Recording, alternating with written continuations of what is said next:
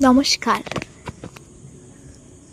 আজ ২৬শে সেপ্টেম্বর পণ্ডিত ঈশ্বরচন্দ্র বিদ্যাসাগরের জন্মবার্ষিকীতে আমার নিবেদন কবি দেবেশ ঠাকুরের লেখা কবিতা বর্ণ পরিচয়।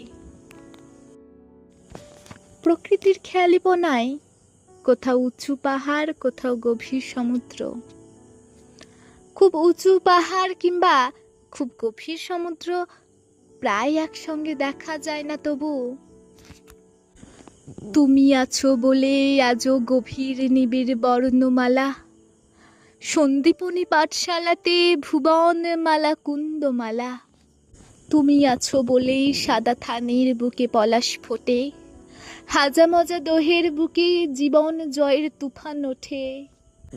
বর্ণ পরিচয়ে আমার পূব আকাশে নতুন ভোরে, সূর্য এসে ঘুম ভাঙাবে পর্ণকুটির আলো করে। তুমি আছো বলে আছে কলম আমার বর্ষা হয়ে,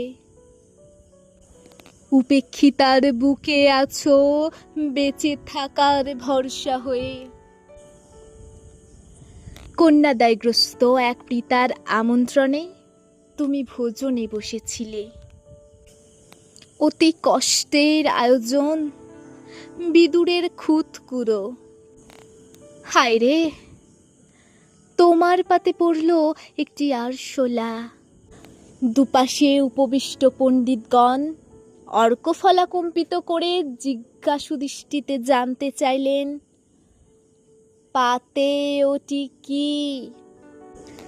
তুমি কীর্তিকে গিলে ফেলে বললে, লঙ্কা ভাজা। বাঁচিয়ে দিলে সেই দরিদ্র ব্রাহ্মণের মান। দেনাই জর্জরিত মধুসূদনকে ফিরিয়ে আনলে প্যারিস থেকে, রক্ষা করলে কারান্তরাল থেকে। মধুসূদনকে বাঁচাওনি হেনরিয়েটা বা তার সন্তানদের। বাঁচালে বাংলা ভাষাকে, বাংলা সংস্কৃতিকে, ভারতীয় রীতিকে। তেনা তক্তেনা ভুঞ্জিথা মা গীধকস্ব সিধ্বনম। মধুসূদন ঋণ শোধ করে লিখলেন, করুণার সিন্ধু তুমি, সেই জানি মনে। দিন যে দিনের বন্ধু,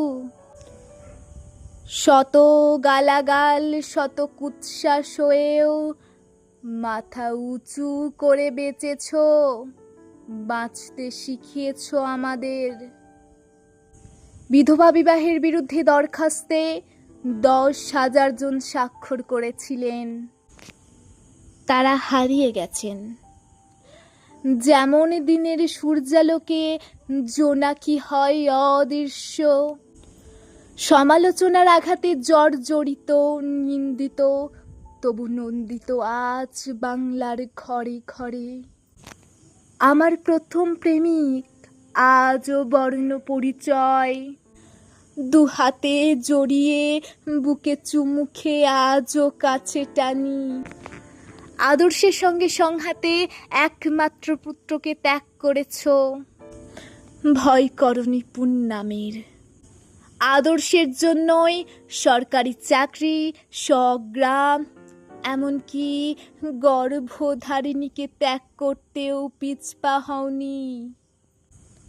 সত্য যে সব লোকাচারের ঊর্ধ্বে, কে বুঝেছে তোমার মতন? বেঁচে থাকো বিদ্যাসাগর চিরজীবী হয়ে। প্রতিটি শাড়ির পারে, প্রতিটি নারীর জাগরণে, সত্যের সারথ্যে, প্রতিটি নিবিড় যুদ্ধ জয়ে, শিক্ষায় আদর্শে, সভ্যতার নব উত্তরণে।